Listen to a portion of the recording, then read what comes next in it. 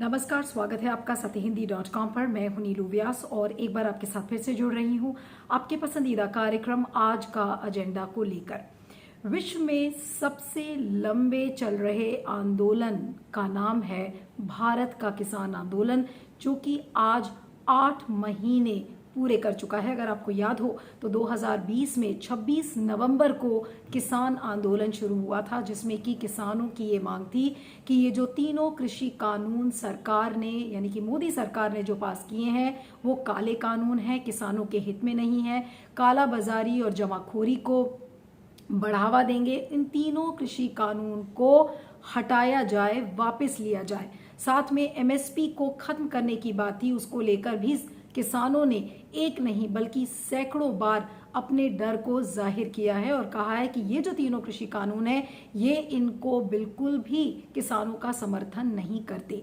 अब संसद का मॉनसून सत्र शुरू हुआ था और उसी के साथ साथ शुरू हुआ किसान संसद, यानी कि जंतर मंतर पर अगर संसद के अंदर अगर मॉनसून सत्र चल रहा है तो संसद के बाहर किसानों ने जंतर मंतर पर किसान संसद की शुरुआत की है। लेकिन आज का दिन इसलिए खास था किसान आंदोलन के मद्देनजर, क्योंकि आज जब 8 महीने पूरे हुए हैं तो किसान आंदोलन में यानी कि जो किसान संसद चल रही है वहां पर महिलाओं की सबसे ज्यादा संख्या में भागीदारी देखी गई। अलग अलग डिस्ट्रिक्ट से, अलग अलग जिलों से जो कॉन्वॉयज हैं महिला किसानों के, वो जंतर मंतर पर पहुंचे। और ये जो किसान संसद चल रही है इसमें जितनी भी किसान हैं, जैसे आज महिला जो किसान थी उन्होंने अपनी जो बातें हैं तीनों कृषि कानूनों के विरोध में कही कि किस लिए ये जो तीनों कृषि कानून है वो किसानों के हित में नहीं है। उन्होंने आपस में बहस की और वो सारी चर्चा की जो चर्चा इस समय संसद के अंदर सरकार नहीं कराना चाह रही है। आपने हमेशा से देखा है कि सरकार संसद के अंदर इन तीनों कृषि कानून को लेकर बहस करने से बच रही है। बार बार विपक्षी पार्टीज ने इन सारी चीजों को उठाया है, लेकिन इसके बावजूद अभी जो मॉनसून सत्र रहा है वो किसानों के मुद्दे को लेकर विपक्षी पार्टीज ने उठाया है, लेकिन बार बार जो मॉनसून सत्र है वो एडजर्न हो गया जब भी किसानों की बात आई है। अब आपको बता दें कि ये जो महिला किसानों का जो संसद आज देखा गया है, महिला किसान संसद आज देखी गई है, ये अपने आप में हमारे लोकतंत्र के लिए एक बहुत बड़ा संदेश है। किसानों के बारे में लोग क्या धारणाएं सरकार बना रही थी कि किसानों को गुमराह किया जा रहा है, ये पढ़े लिखे नहीं है इसलिए इसका फायदा उठा रहे हैं। तो ये जो सारे किसान या महिला किसान आज संसद में जुटी हैं और जंतर मंतर पर किसान संसद में जुटी हैं, तो ये लोगों को बताने की कोशिश कर रही हैं कि महिलाओं का कृषि क्षेत्र में कितना महत्वपूर्ण योगदान रहा है और महिला किसान भी डिसीजन मेकिंग में रही हैं। अब अगर एक आंकड़ा आपको बताऊं जो कि सेंसस का है, वो सेंसस का आंकड़ा कहता है कि जितनी भी जो कृषि अवस्था है उसमें लगभग 30% भागीदारी महिलाओं की है और जो महिला किसान मजदूर हैं उनकी संख्या सेंसस के हिसाब से 43% है, यानी कि 43% एग्रीकल्चरल लेबरर्स हैं जो कि महिला हैं। अब अगर महिला किसान आंदोलन अगर आप देखें तो इस किसान आंदोलन में महिलाओं की भागीदारी शुरू में बहुत कम थी, लेकिन अब धीरे धीरे महिलाएं अब सामने आ रही हैं। तो आज की जो महिला किसान संसद थी तो उसने अपने आप में उसने लोकतंत्र को एक बहुत बड़ा संदेश देने की कोशिश की है कि महिलाओं को टेकन फॉर ग्रांटेड ना लिया जाए और किसी भी बड़े आंदोलन में महिलाओं की आवाज उतनी ही बुलंदी से सुनी जाएगी जैसा कि फिर किसी और आंदोलन में। और खासकर अगर हम कृषि क्षेत्र की बात करें तो आज जो महिलाएं जंतर मंतर पर इकट्ठा थी तो उन्होंने एक तरीके से चुनौती दी है हमारे लोकतंत्र को, जहां पर आज भी हम 33वीं सदी महिलाओं के आरक्षण की बात करते हैं और वहां पर दूसरी तरफ संसद के बाहर एक भारी संख्या में जो ये महिलाएं जुटी थी और उन्होंने कृषि के आवाज को बुलंद करके बताया है, वो अपने आप में सरकार को एक बहुत बड़ी चुनौती है और पूरे विश्व को एक बहुत बड़ा संदेश है जो कि ये सोच रहा था कि महिला किसान आंदोलन में महिलाओं की भागीदारी कम देखी गई है। तो आज तमाम जो ये महिला जो महिला किसान जो वहाँ पर जंतर मंतर में इकट्ठे हुए थे, तो उन्होंने आज लोकतंत्र के लिए एक बहुत बड़ा संदेश दिया है। आइए कुछ आवाजें सुनते हैं इसी आंदोलन से जुड़ी हुई। मैं जो देख रहा हूँ कि ये एक अगला फेज मैं देख रहा हूँ आंदोलन का, क्योंकि हम देखें पहले कुछ महीने बहुत ही ज़्यादा एक्टिविटी वाले रहे थे। बीच में उन लोगों ने आंदोलन को सरवाइव किया सभी जगह अपने मोर्चों पर, और उसके बाद ये अग्रेशन तब आया जब इन्होंने कहा कि हम लोग दिल्ली जाएंगे, और फाइनली गवर्नमेंट ने एग्री किया कि लिमिटेड नंबर पे आप लोग आ सकते हैं, जंतर मंतर पर 200 किसान आ सकते हैं। उसी क्रम में ये किसान संसद के रूप में इन्होंने अपना जो एजुटेशन का एक तरीका है उसको अपनाया, और डेफिनेटली ये एक इम्पोर्टेंट एलिमेंट है कि आज, क्योंकि जब उनको 8 महीने पूरे हो रहे हैं आज के दिन, तो उस दिन उन्होंने महिला किसान संसद लगाई। तो वो एक ये है कि जो मैं कहूँ इंक्लूसिवनेस जो है, सिर्फ ऐसा नहीं कि किसान है, मतलब जैसे मेल है फार्मर, तो विमेन भी जो है वो भी बराबर का उसमें भागीदारी कर रही हैं। तो ये एक तरीके का उनको अपनी बात को उस दिशा में कहने का तरीका है कि ये किसान जो है, पुरुष हो या महिलाएं, सब लोग पूरे आंदोलन में कंधे से कंधा मिला करके खड़े हैं। और मैं एक नया, हाँ जी बताइए। हाँ नहीं, आप अपनी बात पूरी करिए सर, आप कुछ कह रहे थे। हाँ, मैं एक अग्रेशन देख रहा हूँ फिर से एक बार, जो है जो जिस तरह ये लोग बहुत वोकल हुए हैं, और नए एक बार फिर से मीडिया में कवरेज बहुत बढ़ गया है, और इनका ये है कि जो अपनी मांगे हैं उनको रिन्यू कर रहे हैं स्ट्रॉन्ग वॉइस के साथ में। जून में ही शुरू हो गया था पंजाब हरियाणा में जब ऑर्डिनेंसेस आए थे, और उसके बाद आप जैसा जानते हैं 26 नवंबर को वो दिल्ली की तरफ कूच किए थे।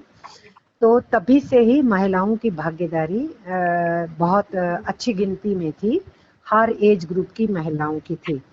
बल्कि डिमोनाइज करने की कोशिश की गई थी कि महिलाएं 100-100 रुपए में लाई गई हैं, उसने और डिटर्मिनेशन पैदा किया, और महिलाओं की गिनती बढ़ गई हर एज ग्रुप की। यंग बच्चियां भी जो पढ़ाइयाँ कर रही हैं वो भी वहाँ पर काफ़ी गिनती के अंदर थी। तो उस हिसाब से आंदोलन के दौरान महिलाओं को कई बार ऐसे मौके आए जब उनको स्टेज संभालने को दिया, जो किसानों का मोर्चा चल रहा है दिल्ली के बॉर्डर एरियाज में, और उसमें इंटरनेशनल वुमेन डे पे भी महिलाओं को दिया। फिर एक भाई भागो के नाम से दिवस मनाया जाता है, उस डे पे भी महिलाओं को मौका दिया। और भी कैंपेन्स चली तो एक दिन और महिलाओं को पूरी स्टेज संभालने का मौका दिया गया। तो इस तरीके से महिलाओं की भागीदारी सिर्फ भीड़ बढ़ाने में ही नहीं बल्कि नेतृत्व देने में भी ली गई। और जो किसान मोर्चा की कमेटी बनी हुई है उसमें भी महिलाएं बहुत महत्वपूर्ण रोल अदा कर रही हैं। अभी इस संसद में जो किसान संसद चल रही है उसमें महिलाओं के पक्ष को रखना बहुत ही महत्वपूर्ण बात है। 3 पॉइंट से अगर हम इसको देखें, पहला तो ये कि हमारे देश के अंदर जो वुमेन फार्मर है उसका रिकॉग्निशन नहीं हो पाता है, और जिन फैमिलीज में पुरुष और स्त्री दोनों काम कर रहे थे और पुरुष की ने आत्महत्या कर ली, उसके बाद जो महिला किसान उस काम को जारी रखी उसको किसान मानने से इनकार किया गया। ये भी हमारे देश की रिकॉर्ड है।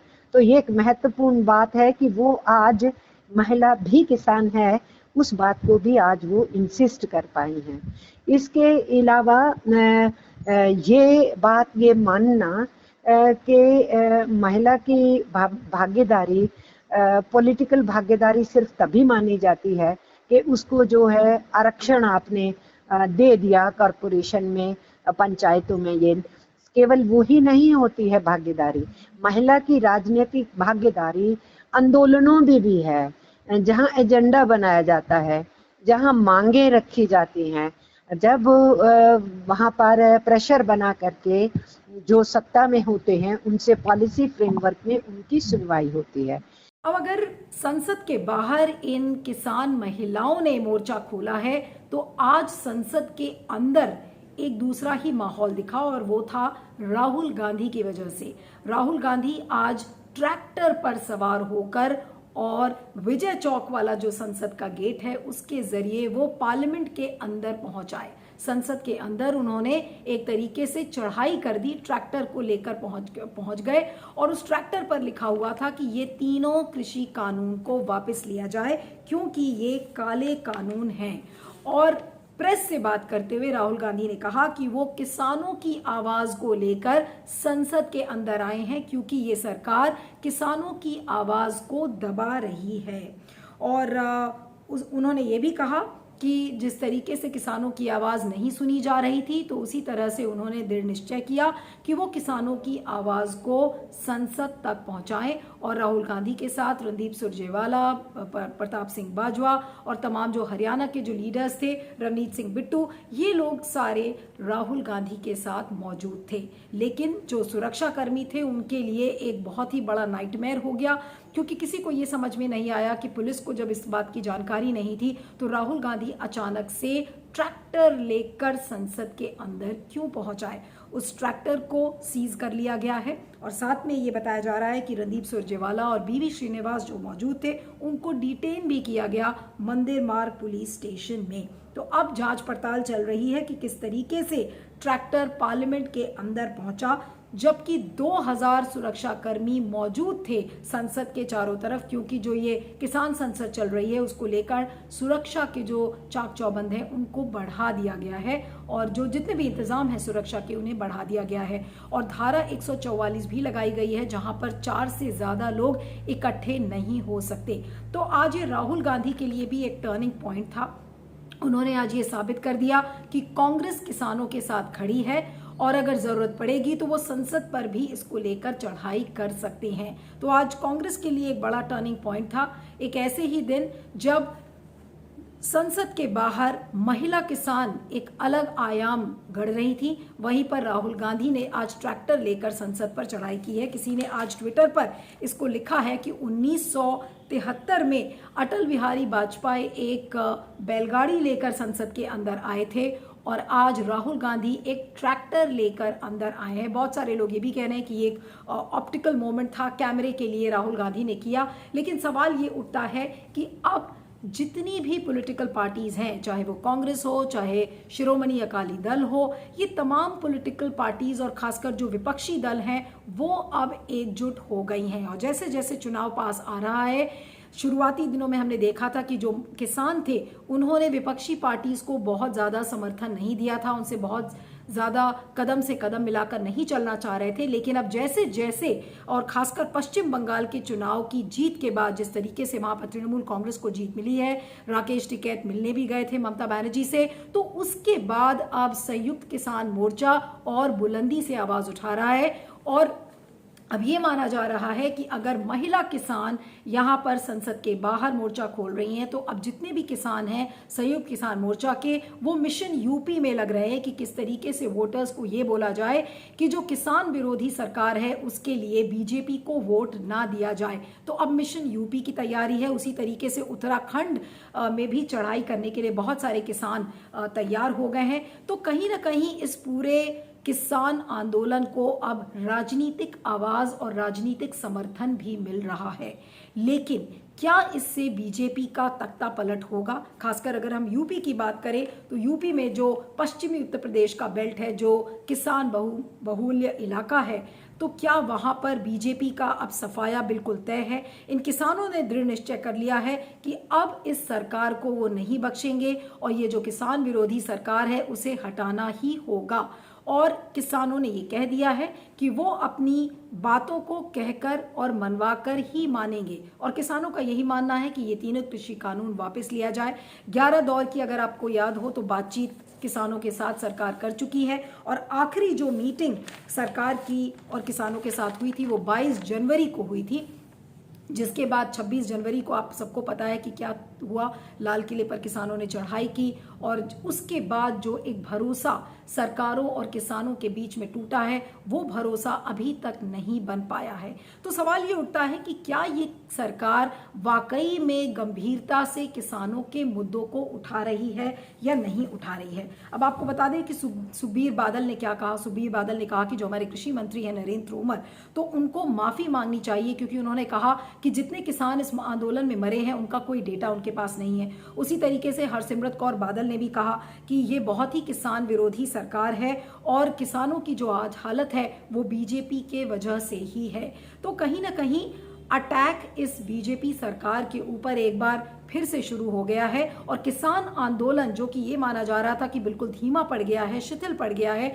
वो अब अपने दूसरे फेज में आ गया है। और अब ये खतरनाक इसलिए हो सकता है क्योंकि अब चुनाव की घंटी बजने वाली है। उल्टी गिनती एक तरीके से शुरू हो गई है। तमाम राज्यों में चुनाव है, उत्तर प्रदेश, उत्तराखंड, गुजरात, तो इन सारे राज्यों में जहां पर चुनाव है वहां पर अगर ये किसान अपनी आवाजों को लेकर पहुंचेंगे तो ये बीजेपी के लिए एक खतरे की घंटी हो सकती है। तो ऐसे में बीजेपी क्या बातचीत का रास्ता अख्तियार करेगी, क्या कृषि कानून को वापस लेगी, ये सारे बड़े सवाल हैं। लेकिन किसानों ने संसद के अंदर और संसद के बाहर दोनों अब मोर्चा खोल दिया है और ये बीजेपी के लिए मुश्किलें बढ़ा सकता है।